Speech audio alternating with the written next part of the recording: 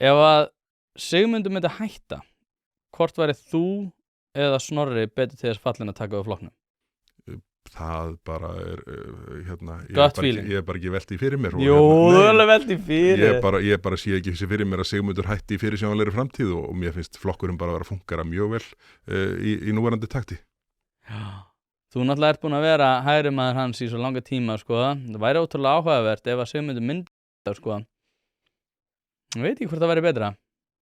Snorri er náttúrulega, sko, hávaxinn og myndalegur, sko. Það er alltaf gott í stjórnmálum. Þú ert það reynda líka, en hann er svona með aðeins meiri þokka verandi aðeins yngri. Ég veit það ekki. Hvað er svona gut feeling samt? Hvor heldur að væri betri í þessu? Þú eða hann?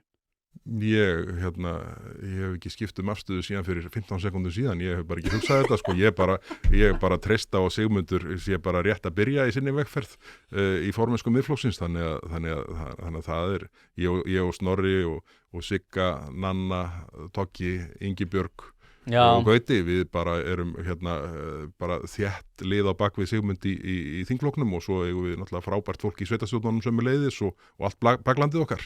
Já, mörgum að velja. Samt aðalega 2 held ég. Þakka þér kærlega fyrir að hlusta á þennan stutta bút. Þú getur nálgast þennan þátt og allt efni hlaðvarpsins Ein pæling á pardus.is/1pæling.